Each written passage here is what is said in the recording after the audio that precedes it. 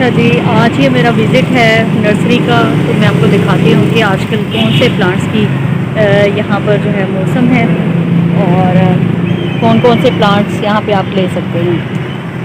Flowering plants भी हैं और डिफरेंट भी हैं।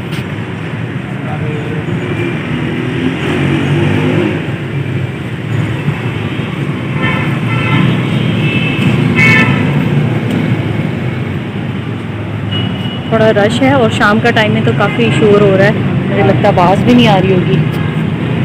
तो यहाँ पर बहुत सारी ये सैपलिंग्स हैं, कैक्टस हैं, और मैं दिखा देती हूँ, काफ़ी बड़ी नर्सरी है यहाँ पे। ये ब्लैक रबर, ये लेमन प्लांट है। जब कभी भी आपका नर्सरी की तरफ विज़िट हो तो सबसे पहले आपको नॉलेज होना चाहिए कि आप वहाँ पर किस किस्म की वैरायटी लेने जा रहे हैं, किस किस्म का मौसम चल रहा है, क्योंकि इन्हीं दो बातों का बहुत ख्याल रखना पड़ता है। इंडोर प्लांट्स आपको चाहिए या फिर आउटडोर प्लांट्स चाहिए, जो भी आप ख़रीदना चाहते हैं तो उसकी प्लानिंग करें। क्योंकि अगर आप भी मेरी तरह बिना प्लानिंग के चले जाएंगे और कम टाइम के लिए, क्योंकि नर्सरी में बहुत ज़्यादा वैरायटीज़ होती हैं, तो आपको अच्छे पौधे और वो पौधे जो आप अफोर्ड कर सकते हैं तो घूम फिर के ही ख़रीदने चाहिए। जल्दबाजी से ख़रीदे हुए पौधे या बीमार पौधे अगर आप लेके आ जाते हैं या बेमौसम पौधे लेकर आ जाते हैं तो उसका कोई फ़ायदा नहीं होता। इसलिए जब कभी भी आप नर्सरी जाएं तो हमेशा कुछ बातें याद रखें कि इन बातों को अगर आप मद्देनज़र रख कर अपने घर में पौधे लेकर आएंगे तो आप एक अच्छे गार्डनर भी बन सकते हैं। इसके अलावा जो आपका पैसा है वो भी ज़ाया नहीं होता। और पौधे लेने के लिए आपको इन्फॉर्मेशन पहले से अगर थोड़ी सी भी होगी तो आप नुकसान नहीं उठाएंगे, क्योंकि जिस तरह मैं देख रही हूँ कि यहाँ पर काफ़ी ऐसे पौधे हैं जो कि अच्छी ग्रोथ जिनकी नहीं है। यहाँ पर फ्लावरिंग प्लांट भी बहुत ज़्यादा कम मुझे दिखाई दे रहे हैं।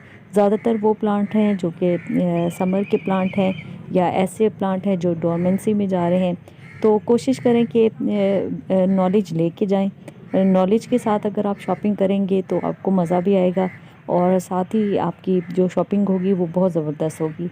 इंडोर और आउटडोर प्लांट्स का भी बहुत ख्याल रखना चाहिए कि कौन से पौधों को ज़्यादा पानी चाहिए और कौन से पौधों को कम पानी चाहिए। तो जब आप ये सारी इन्फॉर्मेशन लेके जाएंगे तो ये आपके लिए बेहतर साबित होगी कि आपका जो नर्सरी का चक्कर लगा है वो ज़ाया नहीं हुआ। मैं देख रही हूँ कि यहाँ पर जो पौधे हैं वो कच्ची मिट्टी पर रखे हुए हैं, जिसकी और बहुत ही सिस्टमेटिक और बड़े अच्छे तरतीब के साथ रखे हुए हैं, जिसकी वजह से यहाँ पे हमें हरे भरे और ख़ूबसूरत से दिखाई दे रहे हैं। लेकिन जैसे ही हम घर पर लेके आते हैं तो हम, क्योंकि अगर आपका फ़र्श मार्बल का है या टाइल्स लगी हुई हैं या ईंटों का है, तो उसकी वजह से आपके पौधे जो हैं अक्सर जो गमले हैं वो ख़राब होना शुरू हो जाते हैं।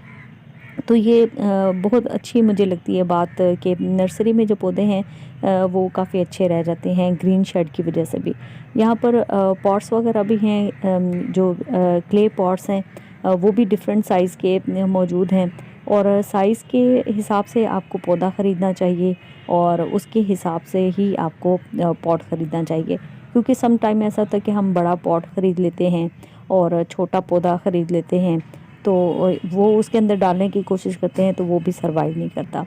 तो ये सारी छोटी-छोटी बातें होती हैं जिनको आप अगर अपने यानी दिमाग में रख के जाते हैं तो फिर आपको जो है गार्डनिंग करने में बहुत मज़ा आता है। और वो भी इस तरह के प्लांट आपको लेने चाहिए जो आपके घर में मल्टीप्लाई हो सके, क्योंकि बार-बार पौधे ख़रीदने के लिए आप नर्सरी नहीं आ सकते। तो हमेशा याद रखें कि एवरग्रीन प्लांट जो हैं वो बाय करने चाहिए, क्योंकि उनको बार-बार रिपोर्ट नहीं करना पड़ता। इसके अलावा आपके वो पौधे कम ख़राब होते हैं। सदाबहार पौधे जो हैं वो बहुत अच्छे लगते हैं घरों में। मौसमी पौधे तो फिर भी आप बार-बार ख़रीद सकते हैं।